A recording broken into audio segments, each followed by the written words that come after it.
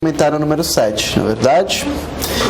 Então, o comentário número 7 ele vai falar efetivamente de remoção forçada. Então, ele traz um conceito de remoção forçada, que é essa remoção involuntária, necessariamente sem uma contrapartida, digamos assim, sem uma resposta do Estado, sem uma realocação, simplesmente esperando que as pessoas evaporem, né? Que as pessoas tenham seus destinos sem qualquer tipo de auxílio do Estado.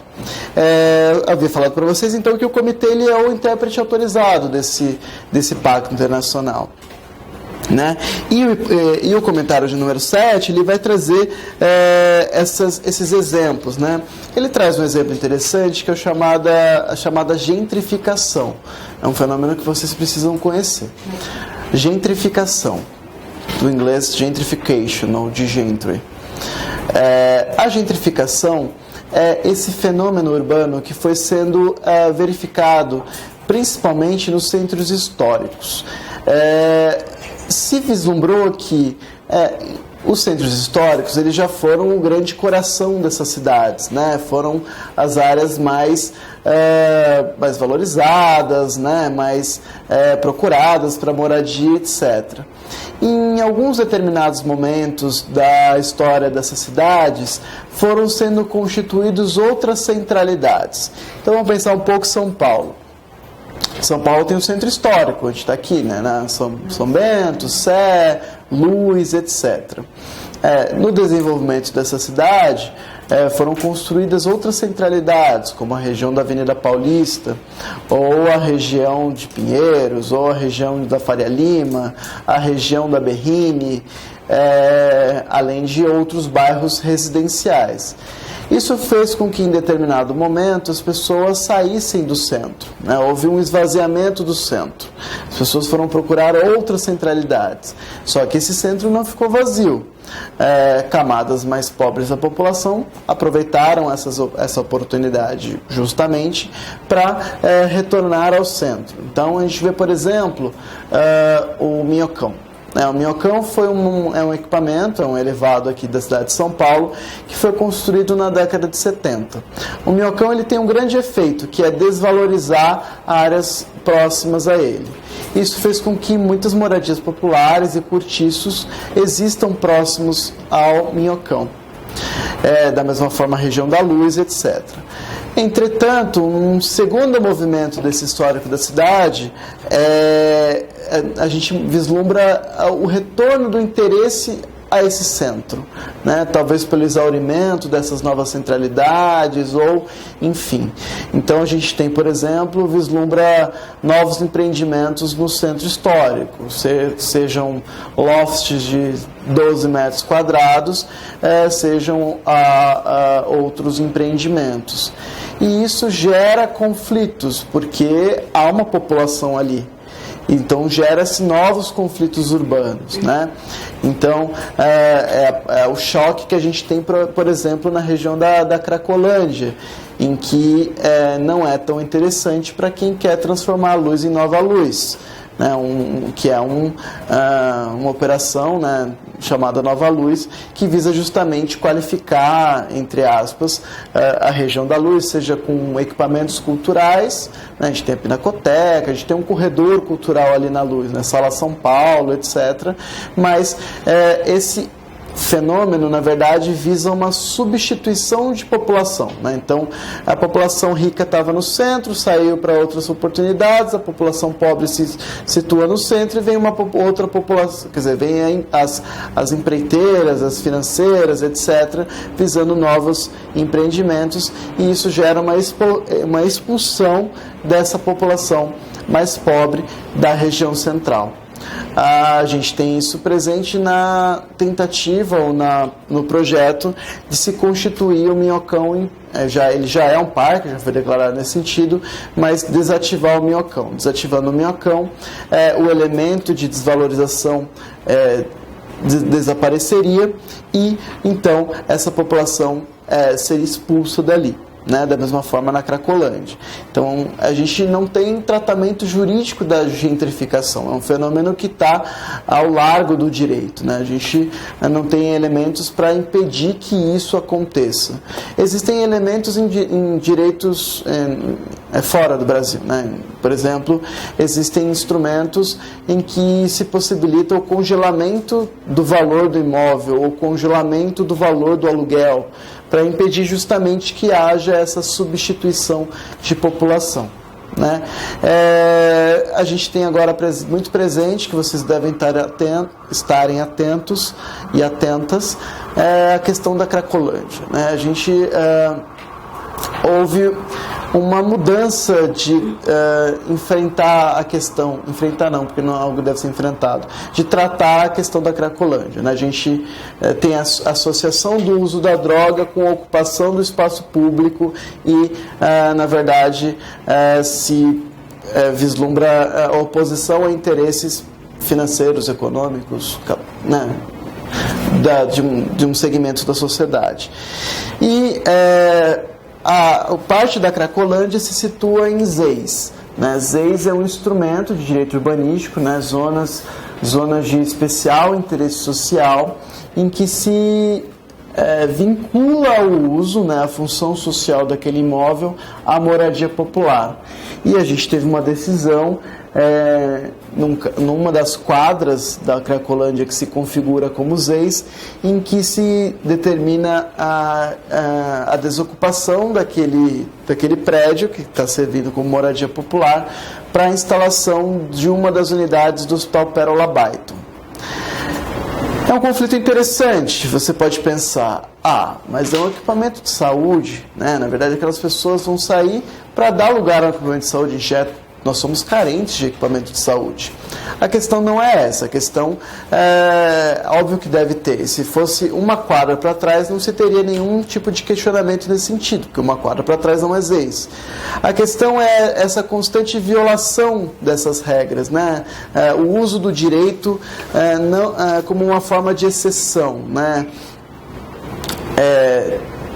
Tentar trazer uma carta na manga, um equipamento público para despejar pessoas. Nem sei se isso vai ser implementado, enfim. Então, esse reinteresse pelas zonas centrais gera também esses determinados conflitos, né? Então, não é apenas, quando a gente pensa em violência, não é apenas a remoção forçada.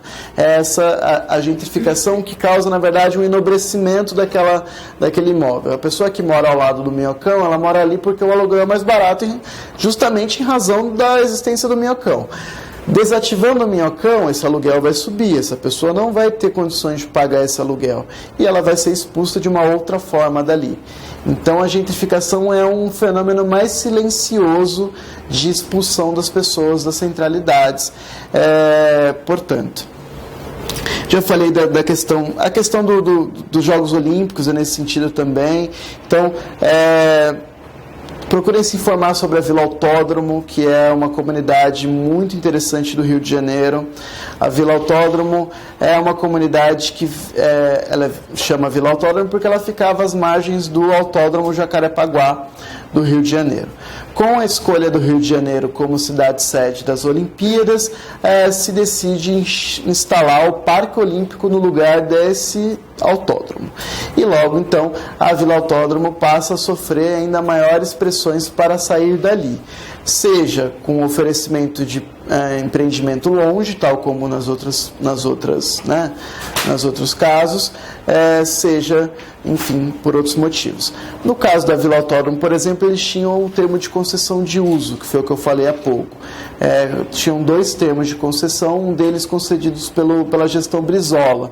Então, eles tinham uma segurança jurídica ali que permitiu que a Defensoria Pública do Estado do Rio de Janeiro tivesse mais armas jurídicas, digamos assim, para fazer a comunidade permanecer ali.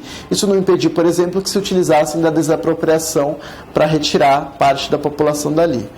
A desapropriação é particularmente um instrumento bem nefasto. Lembre-se que desapropriação é a possibilidade de eu extrair daquela pessoa a propriedade indenizando aquela pessoa.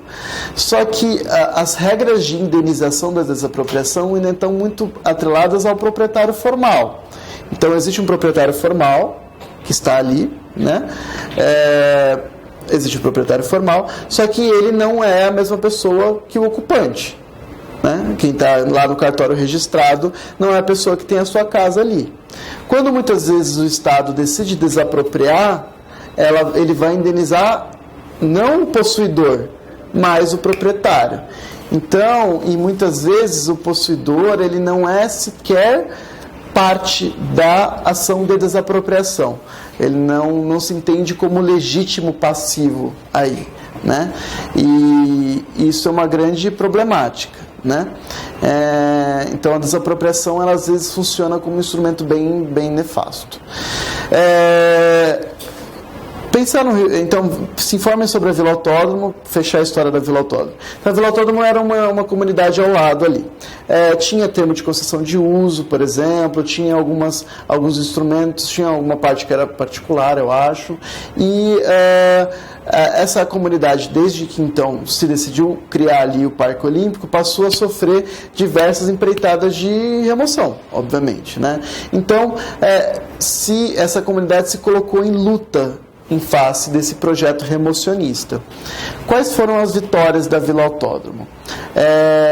Primeira grande vitória, em razão dessa luta, se construiu um empreendimento 1,5 km dali. Então, ao invés de ser removida a comunidade para muito longe, parte da comunidade foi removida para um empreendimento 1,5 km dali.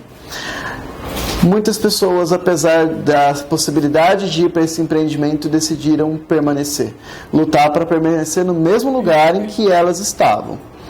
Isso fez com que a comunidade se recortasse e a partir do momento em que as pessoas foram aderindo à possibilidade de sair dali para o empreendimento, as suas casas eram derrubadas e os entulhos não eram retirados, porque se retirasse os entulhos, outras pessoas poderiam ocupar. Então aquela comunidade passou efetivamente a se assemelhar a um cenário de guerra da Síria, porque se convivia com entulhos. Faziam questão de passar com um trator na rua para fazer com que as casas se movessem, gerando a sensação de queda. A GCM e a polícia compareciam várias vezes ali, fazendo com que se aumentassem os conflitos sem razão alguma. Então, esse projeto remocionista, ele passa por diversos tipos de violação de direitos humanos, né? E essa comunidade permaneceu ainda lá com 20 casas. Hoje existem 20 casas que foram construídas pela prefeitura ali naquele mesmo lugar, que é efetivamente uma vitória. Obviamente, a Vila Autódromo era muito maior. Existem duas histórias da Vila Autódromo que eu gostaria de contar, que são as histórias dos dois líderes comunitários. O primeiro deles chama Altair. Altair nasce numa favela perto da Lagoa Rodrigo de Freitas, não me lembro se era próxima à favela do Pinto, em que ele sofre a primeira remoção dele, porque disseram que a comunidade ofendia ao direito ambiental. Então, por uma questão de direito ambiental, ele foi transferido para a Cidade de Deus. Essa é a primeira remoção do seu Altair. E quando já tinha 32 anos, com família, etc., decidiram que a linha amarela passaria pela Cidade de Deus. E aí ele sofre a segunda remoção. Ele vai para a Vila Autódromo. Quando mais velho, a Vila Autódromo fica do lado do Parque Olímpico. E ele sofre a terceira remoção. Então, pensar em remoção não como um fato isolado da vida das pessoas. Então, Então, a luta do seu Altair de permanecer próximo às centralidades, onde ele tinha oportunidade de emprego, onde os filhos podem estudar melhor, ter outras oportunidades, fez com que ele fosse um verdadeiro perseguido urbanístico, né? Um político urbanístico. A gente às vezes pensa em perseguição política no sentido de ditadura, de pessoas que lutam contra a ditadura e por isso sofrem consequências corporais e, sei lá, perdem a vida, mas ele, na verdade, ele foi perseguido pela política urbana do Rio de Janeiro, né, nesse sentido. Segunda história que eu queria contar, o seu Altair, ele decidiu ir para o condomínio Parque Carioca, que é esse condomínio 1,5 km da Vila Autódromo. Então, né, acredito que o seu Altair, né, ele não teve forças para lutar ali, entendeu? Ele cansou. E eu acho que ele tem todo o direito nesse sentido. E como eu falei para vocês, o Parque Carioca é uma vitória da Vila Autódromo, justamente por impedir que essas pessoas fossem para o extremo oeste da cidade. É o caso da Dona Penha, que é a líder que sucede o seu Altair, que até hoje mora lá. Mas o que ficou bastante marcante é que ela, enquanto mulher, teve a sua casa derrubada no Dia Internacional da Luta da Mulher, dia 8 de março, em que ela seria, inclusive, homenageada na Câmara. Ela já foi agredida por policiais, já tem fotos da Dona Penha sangrando, etc. Justamente para mostrar isso, né? Que a remoção ela tem essa violência muito grande, né? Então, ela é muito violenta. E falar desses dois casos. Então, hoje a Vila Autódromo permanece lá com 20 casas. Foi defendida pela Defensoria. A Vila Autódromo marca a história da Defensoria no país, porque, embora a Vila Autódromo fosse defendida pelo núcleo de terras de lá, em um determinado momento, com a eleição do DPG, na época, chamado Nilson Bruno, o núcleo foi esvaziado e o próprio Nilson Bruno recorreu de uma decisão que suspendia a reintegração de posse no caso da Vila Autódromo. O núcleo de terras conseguiu suspender a posse e o defensor público geral entrou com um agravo de instrumento para efetivar a remoção. Uma coisa que, né, você fica pensando como assim a Defensoria Pública entrou com um agravo de instrumento para remover, com um argumento de proteção do direito ambiental também. Depois dessa decisão, né, se consegue entrar no acordo, etc. Mas houve, né, um óbvio sequestro da Defensoria Pública pelo Poder Executivo, o que demonstra uma certa preocupação quando a Defensoria Pública se aproxima demais do Poder Executivo. Obviamente, a Defensoria Pública tem que ter relações com o Poder Executivo, orçamentais, etc. Mas a Defensoria Pública não deve ser uma procuradoria, né? O Estado já tem a sua instituição procuradoria, mas é necessário cada vez mais se dar autonomia à Defensoria Pública justamente para que isso não aconteça. Depois, hoje é outro defensor, o André Castro. A Vila Autódromo voltou a se aproximar da Defensoria. Foi inclusive um evento que teve lá quando se lançou a cartilha do Comitê da Copa sobre, acho que a 4ª cartilha sobre a violação de direitos humanos. A Vila Autódromo veio à Defensoria Pública de São Paulo por meio da filha da Dona Penha, que a gente discutiu bastante isso, mas a Vila Autódromo nesse sentido marca a história da Defensoria Pública, né, de uma forma negativa para a Defensoria, né, de como houve isso, como houve essa questão. Vamos lá. Sugiro que vocês leiam também o Habitat 3, né, que é o fruto da Conferência das Nações Unidas sobre Moradia e Desenvolvimento, que aconteceu no ano retrasado, né, de 17 a outubro de 2016. O documento final ele chama Nova Agenda Urbana, New Urban Agenda, e vai falar bastante, né, na verdade, Habitat 3, por quê? Porque já teve o primeiro Habitat, que foi em Vancouver, em 76, teve o segundo Habitat em 96, todos eles, ao final, culminam em declarações, em documentos, né, Mas o Habitat 3, a nova agenda urbana, ela traz uma noção mais revigorada de direito à cidade, mais nova, mais nova mesmo, né? Então, e a nova agenda urbana, ela também se preocupa bastante com os despejos forçados, né? A nova agenda, ela cita os despejos forçados no item 31, no item 107 e no item 111, que eu deixei nos slides. Como eu falei para vocês, a nova agenda urbana, ela traz essa questão de pensar o direito à cidade também pela perspectiva de gênero, pela perspectiva de identidade de gênero, de raça. Então, não pensar apenas na perspectiva de classe, né? A gente tem vários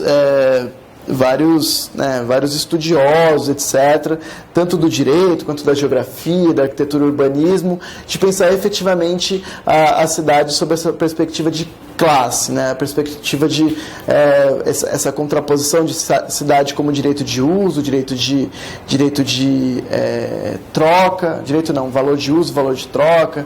Então a gente vai ter o Lefebvre, que é o primeiro sociólogo a falar de direito à cidade. A gente tem o David Harvey, que vai falar também sobre direito à cidade, mas eu aconselho que vocês leem a nova agenda urbana, porque ela vai trazer algumas coisas interessantes.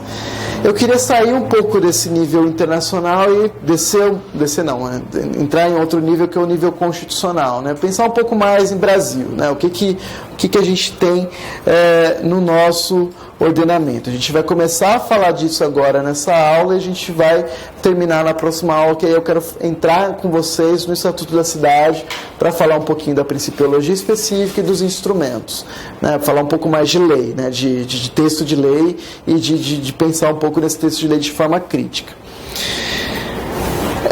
A proteção da vulnerabilidade, ela decorre do direito à igualdade, né? A igualdade, ela está lá no artigo 5º. Já ficou bem sedimentado, e eu acho que vocês têm muito claro isso, que a igualdade, ela não se basta no aspecto formal dessa igualdade perante a lei. Todos são iguais perante a lei, né?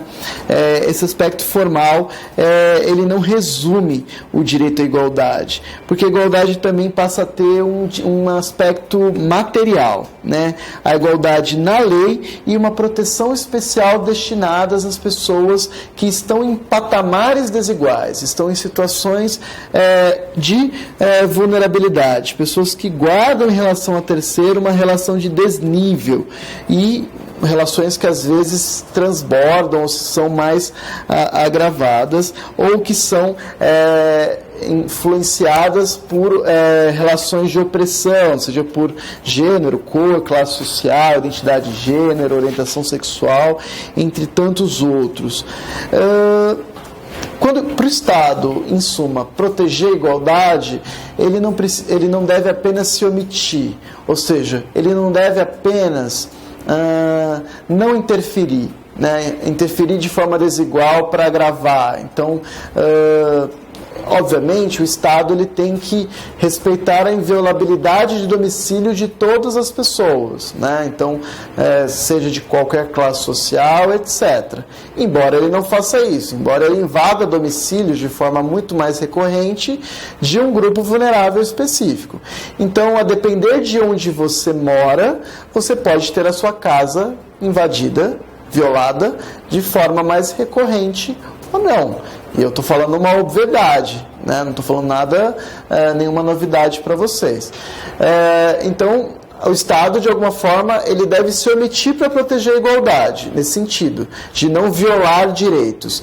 Só que ele não protege a igualdade apenas com omissões. Ele também tem que atuar de forma positiva para promover a igualdade.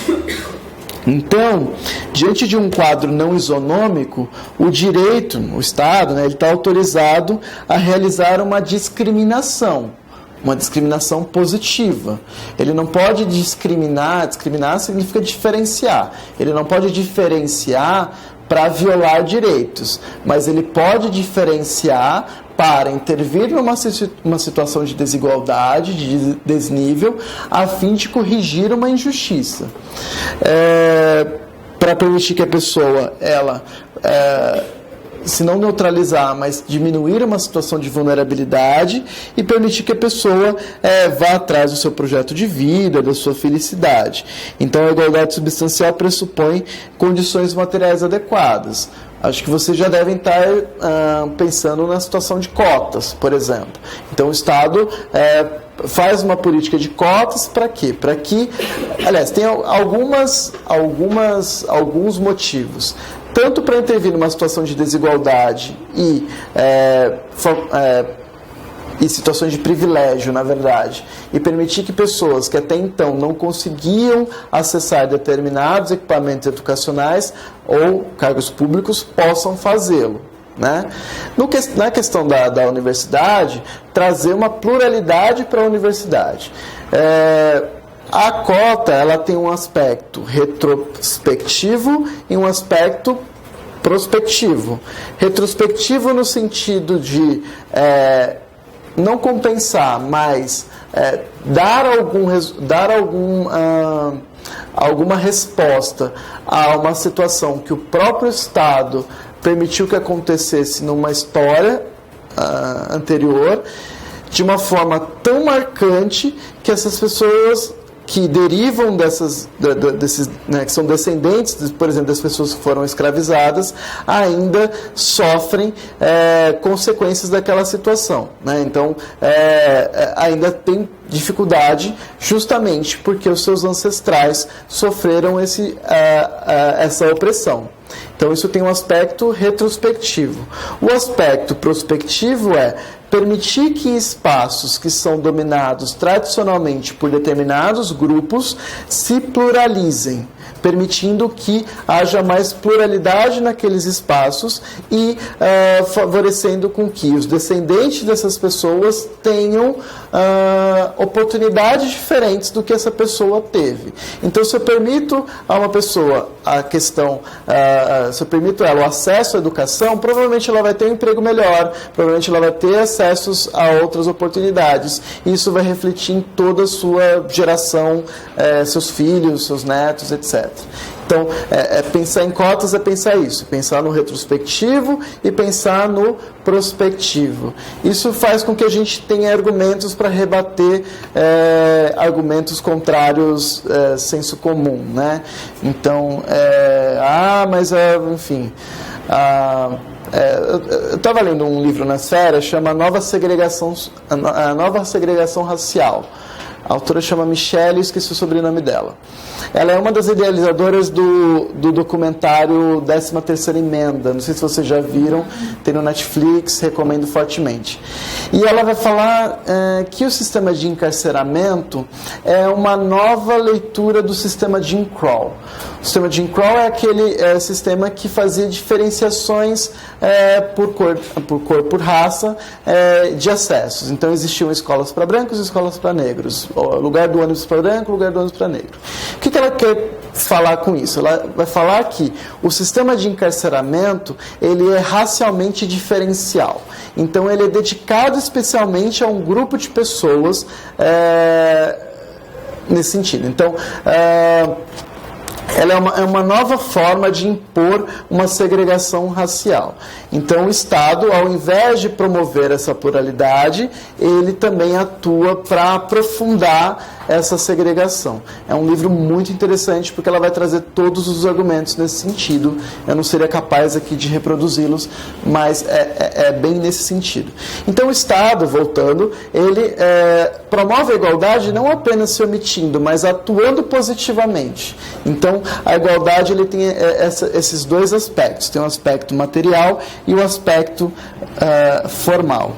Além disso, o Ingleside vai falar de uma terceira fase, que é a fase promocional, que caracteriza a evolução do princípio no âmbito do constitucionalismo moderno, passou a ser referido a um dever de compreensão das desigualdades sociais, econômicas e culturais, portanto, no sentido de convencionar, que se convenciona chamar de igualdade social, ou de fato, embora também em termos nem sempre sejam compreendidos da mesma forma.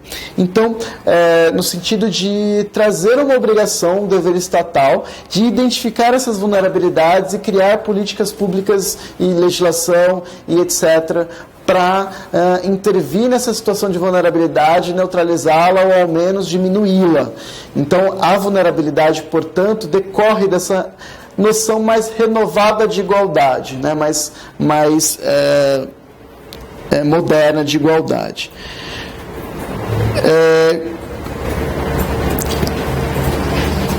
A questão da moradia, agora já indo para a moradia, a Constituição ela vai tratar da política urbana nos artigos 182 e 183. São só 2 artigos, mas são 2 artigos dos mais importantes existentes na Constituição. Esses artigos não estão lá à toa. Então, eles são uma verdadeira inscrição na Constituição de necessidades, interesses e luta de movimentos sociais da chamada Frente Popular pela Reforma Urbana. Na verdade, o que foi acolhido no artigo 182 e 183 não foi tudo que foi proposto por essa frente urbana, mas tudo que estará ali também é consequência e é fruto desse movimento. Pela versão original da proposta dessa frente urbana, ficaria instituído na Constituição: todo cidadão tem direito a condições de urbana digna, condições de vida urbana digna e justiça social, obrigando-se o Estado a assegurar acesso à moradia, transporte público, saneamento, energia, iluminação pública, comunicações, educação, saúde, lazer, segurança, assim como a preservação do patrimônio ambiental e cultural. 2. Gestão democrática da cidade. Artigo 2º. O direito a condições de vida urbana digna condiciona o exercício do direito à propriedade, ao interesse social no uso de imóveis urbanos e subordina o princípio do estado de necessidade. Algumas coisas aqui. Vejam, a moradia aqui, ela está naquela questão de estar relacionada com outros fatores. Então, não é só moradia. Moradia, mas é transporte público. É moradia, mas é saneamento, é energia, é iluminação, é comunicação, é educação, é saúde. Então, assim, não é aquela visão restrita de moradia, mas essa visão de interdependência e inter-relação com outros direitos. Ok? E trazer para a Constituição a questão da gestão democrática da cidade. Então, não é só a cidade como fruição. A cidade como fruição está no inciso 1. Moradia, iluminação pública, energia, etc. Mas é também a potencialidade de transformar essa cidade. É a gestão democrática da cidade. Né? Democracia, acho que vocês estão tendo constitucional de direitos fundamentais ou está mais aquela questão de poder constituinte? Está tendo direitos fundamentais também. Isso é muito importante porque democracia, às vezes você pensa em democracia no aspecto também, que tudo tem aspecto formal e substancial, né? No aspecto, democracia não pode ser pensada apenas como o princípio da vontade majoritária. Ou seja, democracia não é apenas vontade da maioria. A maioria não pode massacrar uma minoria. Não pode, a minoria não pode estar subordinada a uma vontade de ocasião. Então, todo mundo é contra bandido. Se todo mundo é contra bandido, então vai ter pena de morte, porque a gente tem que eliminar os bandidos. Isso pode ser a vontade da grande maioria da população brasileira, como às vezes pelo senso comum é. Porém, existem aspectos contramajoritários, cláusulas pétreas que, por exemplo, impedem a pena de morte, salvo no caso de crime militar em contexto de guerra, que tem toda uma previsão no Código Penal Militar. Então, só tomar cuidado que pena de morte existe no Brasil, desde que seja naquelas questões do Código Penal Militar. Mas, então, pensar em democracia é isso, nessa proteção dessa minoria. Né? E aí a gente vai pensar na questão da função contramajoritária, desse nível de proteção, desse nível de resguardo contra essa vontade de ocasião. Então, a proteção à minoria também protege a democracia nesse aspecto material ou contramajoritário. Então, só tomar cuidado nisso. Então, a gestão democrática da cidade não é apenas a promoção da vontade da maioria dos cidadãos ou dos moradores da cidade, mas a gestão democrática da cidade passa pela proteção da vulnerabilidade, pela proteção dessas minorias que, por vezes, por vezes não, na grande maioria das vezes estão subrepresentadas nas arenas de decisão da cidade. Vou dar um exemplo. Na questão da desativação do Minhocão, vários movimentos sociais se articularam. E a grande discussão desses movimentos sociais vai desativar o Minhocão ou ele vai ser transformado em parque? Só que essa população, por exemplo, que vive às margens do Minhocão, por estarem em cortiços ou em moradias populares, não foram ouvidas até o presente momento.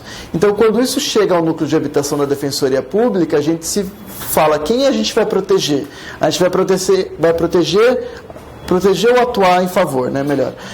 Quem quer que seja transformado em parque ou quem quer que se desative simplesmente? A gente foi pensar melhor e a gente foi ver que tem uma outra população aí, que a gente precisa atuar para tentar diminuir essa expulsão ou, enfim, dar uma destinação mais adequada a essa população. Então, às vezes, a resposta de atuação da Defensoria não está tão simples assim. A Defensoria Pública é a porta aberta, mas a gente precisa verificar quem naquela questão está numa situação de vulnerabilidade. Como eu falei para vocês, embora fosse o projeto de colocação no texto constitucional dos interesses dos projetos, dos movimentos sociais da luta pela cidade, não foi essa a redação acolhida. Só um pouquinho do texto do artigo 182 e 183, a gente vai fechar a aula nesse tópico e a gente vai abrir a próxima aula falando da legislação federal, principalmente do Estatuto da Cidade. Eu vou tentar trazer algumas coisas de nova regulação fundiária, mas também não é interessante aprofundar demasiadamente, porque eu acredito que não vai ser cobrado num nível de profundidade. Se é uma legislação que vai ser profundamente cobrada de vocês, vai ser mais o Estatuto da Cidade do que a lei de regulação fundiária nova. O artigo 182 vai falar: política de desenvolvimento urbano executado pelo poder público municipal, conforme as diretrizes gerais fixadas em lei, tem por objetivo ordenar o pleno desenvolvimento das funções sociais da cidade e garantir o bem-estar dos seus habitantes. Primeiro, política de desenvolvimento urbano executada pelo poder público municipal. A Constituição dá um protagonismo ao município, né? Embora existam legislações federais, estaduais, o município tem um protagonismo no desenvolvimento da política urbana, né? Logo, essa legislação federal que se refere ao artigo 182, ela foi editada, que é o Estatuto da Cidade. Então, o Estatuto da Cidade, ele vai trazer as diretrizes gerais da política urbana que, de forma protagonista, vai ser implementada pelo município. Tomar cuidado que agora não é só o Estatuto da Cidade, tem o Estatuto da Metrópole. Então, a questão da metropolitana também é interessante nesse sentido, não é só o Estatuto da Cidade. A política de desenvolvimento urbano, ela está atrelada a objetivos. Quais são esses objetivos? Pleno desenvolvimento das funções sociais da cidade e garantia do bem-estar de seus habitantes. Então, aqui aparece a função social.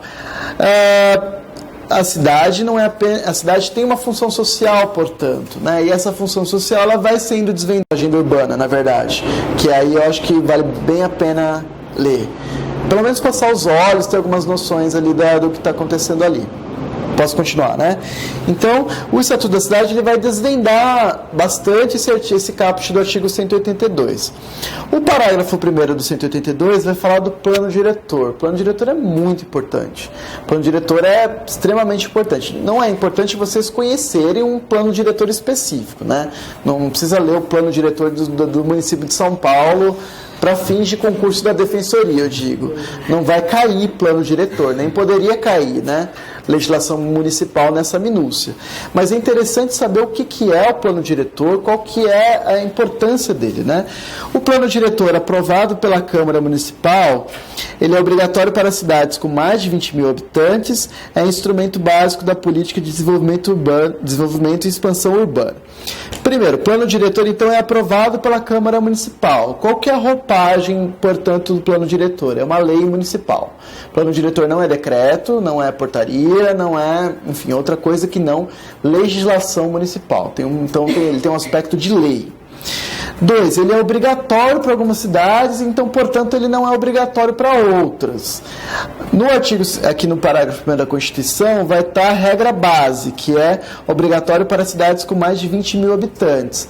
Só que algumas cidades com menos de 20 mil habitantes também é obrigatório, porque vai ter algumas hipóteses lá no Estatuto da Cidade, que a gente vai ver. Então, essa é a regra geral, guardem essa regra, mas tem exceções. Ele é um instrumento básico da política de desenvolvimento e expansão urbana. Ele é decenal, então a cada 10 anos se tem um novo plano diretor, essa é a regra. E ele vai, na verdade, ditar a política urbana pelos próximos 10. A gente tem algumas dificuldades. Então, por exemplo, o plano diretor atual de São Paulo, ele é mundialmente reconhecido, ele é premiado, ele tem... ele foi importante. Ele foi produzido na gestão Haddad, que tem uma diferença ideológica com a gestão Dória, né? Bastante no sentido do uso da cidade. Então, enquanto a gestão Dória tem uma visão mais mercantilista, mas promover os negócios na cidade, permitir que isso aconteça, para que a economia siga pelos seus pés, se desenvolva, etc. O plano diretor feito na gestão Haddad tem algumas preocupações com a população vulnerável. Ele vai trazer questão de bolsa aluguel, vai trazer a questão das ciclofaixas também, que foi uma coisa bem marcante. Só que o plano diretor, ele tem então esse aspecto de ditar a política urbana por 10 anos. Só que em 10 anos acontece muita coisa. Então a gente está vivendo numa empreitada de mudança da lei de zoneamento que foi produzida com base no plano diretor. Então a gente está na discussão dessa lei de zoneamento. Algumas questões aí. O plano diretor, ele tem ele é difícil de ser aprovado no sentido de que tem muita audiência pública, canais de participação, ele tem todos aspectos formais para ser produzido que é diferente de uma lei comum, que às vezes só se basta na arena formal, Câmara Municipal, com quórums e modos de aprovação. Então, se tem que ter consolidado que qualquer legislação que mude ou altere de uma forma impactante o plano diretor, precisa passar pelo mesmo rito. Senão é uma forma apenas retórica. Eu tenho um plano diretor e aí depois eu mudo ele ao meu bel prazer e à minha visão de cidade, que não foi aquela acolhida no plano diretor. É mais ou menos pensar analogicamente à Constituição. Se eu tive uma energia, poder constituinte, que inseriu a Constituição Federal. Posso mudar a Constituição Federal? Posso mudar a Constituição Federal, mas eu tenho várias regras para mudar a Constituição Federal, inclusive regras de quórum, né? No plano diretor, para produzir o plano diretor, eu preciso ter participação popular. Vou mudar o plano diretor? Participação popular igual. Eu não posso mudar apenas com um aspecto, né, da discussão formal ali da arena legislativa. Então, a Defensoria Pública acabou de fazer um parecer, uma nota técnica nesse sentido. Primeiro, precisa ter participação popular. Segundo, vedação ao retrocesso. Eu também não posso ter uma legislação que conflita absolutamente com o plano diretor, né? Então, assim, tem um plano diretor para ter mais moradia popular, tem uma mudança, não, vai ter mínima moradia popular. Não pode. Então, eu tenho que estar numa crescente, não posso ter essa retroevolução, esse retrocesso. Uma coisa que eu quero indicar para vocês a Defensoria Pública tem vários cadernos, né? A EDEP tem produzido vários cadernos, e além das revistas. O último caderno do Núcleo de Habitação foi da litigância estratégica. Então, ali tem vários casos em que a Defensoria atuou, como atuou, etc., que é interessante a leitura para justamente vocês terem um pouco de noção de como a Defensoria Pública atua nesses conflitos, ou enfim, nessas questões. O segundo caderno do Núcleo de Habitação vai no site da EDEP. Isso. Vai ter o site da Defensoria, aí aqui do lado vai ter o logo da EDEP. Clicar na EDEP, do lado vai ter publicações. Tem vários cadernos legais, tem um caderno super interessante do Núcleo de Diversidade sobre HIV, por exemplo, que é muito interessante, né? Tem a questão do direito à água, do Núcleo de Humanos, o Núcleo da Mulher também lançou. Então, assim, é um material, concurso de defensoria tem um material muito restrito, né? Às vezes vocês não conseguem estudar por livro, né? O livro não vai trazer algumas questões que a gente está discutindo. E sempre tentar tomar pé do que está dominando a defensoria que vocês estão prestando naquele momento, né? Então, o que está acontecendo ali, né? Porque pode ser que justamente aquilo que esteja acontecendo é aquilo que vai cair no concurso de vocês, né? Claro, agora não tem concurso próximo da Defensoria de São Paulo, mas essas publicações são interessantes para justamente um material a mais complementar para vocês complementarem a formação de vocês. Parágrafo 2º. A propriedade urbana cumpre sua função quando atende às exigências fundamentais de ordenação das cidades expressas no plano diretor. Então, o plano diretor ele vai também trazer critérios para verificar se aquela propriedade atende ou não atende à sua função social. Isso somado com lei de zoneamento, etc. E parágrafo 3º. As desapropriações de imóveis urbanos serão feitas com prévia e justa indenização em dinheiro. Essa é a regra, porque no parágrafo 4º a Constituição consigna as exceções. Então vamos lá, tem uma propriedade que não está cumprindo a sua função social, está lá parada, subutilizada, não parcelada, é um vazio na cidade. Quais são os instrumentos que eu tenho, poder público, para induzir a função social delas, né, daquela propriedade? A Constituição traz 3 exemplos. O primeiro exemplo é o parcelamento ou edificação compulsória. Aquele proprietário ele vai sofrer uma notificação e um processo visando com que ele parcele ou edifique compulsoriamente aquele terreno. Ele tem que dar função social àquele terreno, é um primeiro indicativo. Não funcionou, ele foi notificado e ele não deu destinação social à sua propriedade. Qual que é o segundo instrumento que o poder público tem? Imposto, o IPTU progressivo no tempo. Aquele IPTU ele vai ficando mais caro durante o tempo. Então, enquanto o vizinho dele paga um IPTU, ele vai pagar um IPTU mais caro. Primeiro ano, não deu função social, aumenta o IPTU, aumenta o IPTU. Então, assim, lembre-se que os tributos têm as suas funções fiscais e extrafiscais. Tem a função de arrecadar dinheiro, mas também tem outras funções de induzir, etc. Comportamentos ou desestimular comportamentos. Esse aqui está no sentido do extrafiscal. É uma forma do poder público utilizar o imposto para induzir um comportamento. Qual que é esse comportamento? Dar função social ao imóvel. Não adiantou. O que o poder público pode fazer? Desapropriação com pagamento mediante título da dívida pública de emissão previamente aprovada pelo Senado Federal, com prazo de resgate de até 10 anos em parcelas anuais iguais sucessivas, assegurados o valor real da indenização e os juros legais. Então, o poder público pode desapropriar. Desapropriar ele poderia desde o começo, se tivesse interesse, enfim, público. Só que ele desapropria pagando de uma forma diferente. Não vai ser em dinheiro, vai ser em título da dívida pública, resgatável em até 10 anos. Esse modo de desapropriação é chamado de desapropriação sanção. É uma forma de desapropriação, mas ela tem um aspecto sancionatório. E esse imóvel desapropriado, ele prioritariamente deve ser destinado à moradia popular ou alguma outra utilização pelo poder público que proteja o interesse público. O 183 ele vai falar de um tipo específico de uso capião. Aquele que possui como sua área urbana de até 250 metros quadrados por 5 anos, ininterruptamente, sem oposição, utilizando-se para a sua moradia ou da sua família, adquirirá o domínio desde que não seja o proprietário de outro imóvel urbano. Então lá no Código Civil a gente tem diversas modalidades da uso capião.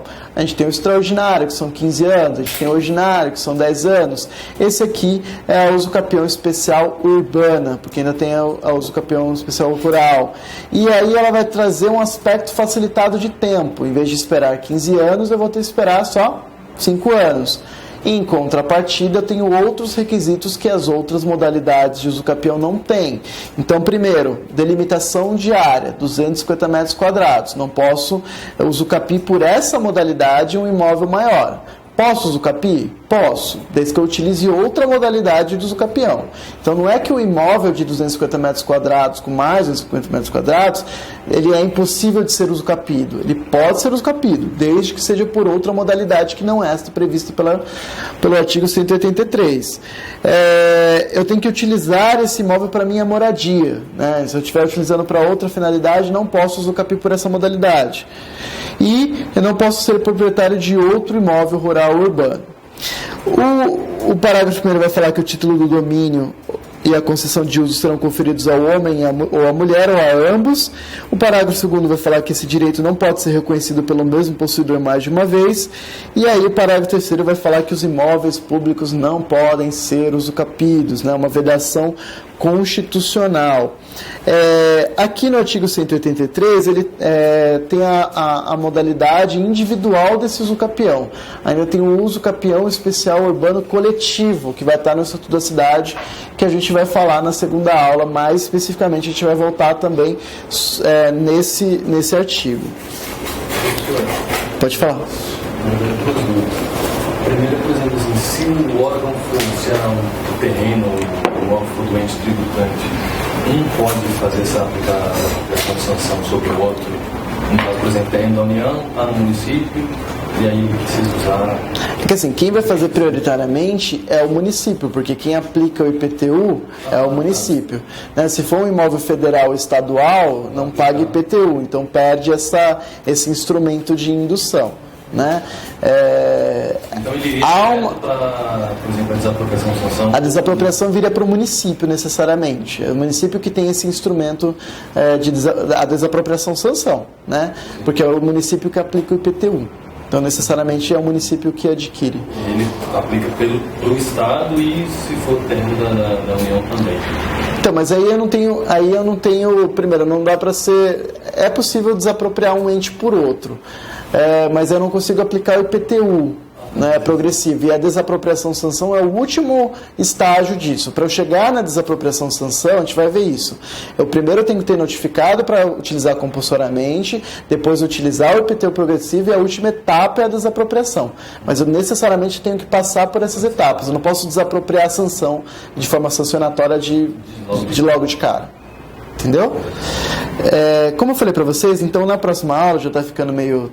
Né, já está dando horário, a gente vai falar especificamente do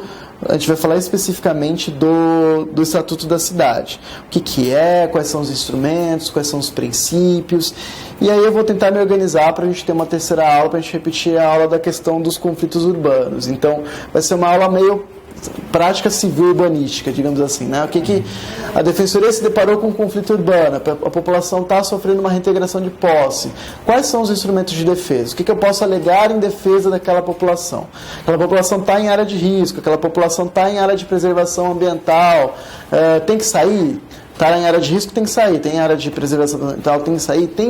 Tem aspectos que eu posso defender uma população permanecer numa área de risco ou numa área de preservação ambiental. Então, a gente vai passar por essas questões. Muito obrigado, foi ótimo, e a gente se encontra na próxima aula. Tchau, tchau. Certo?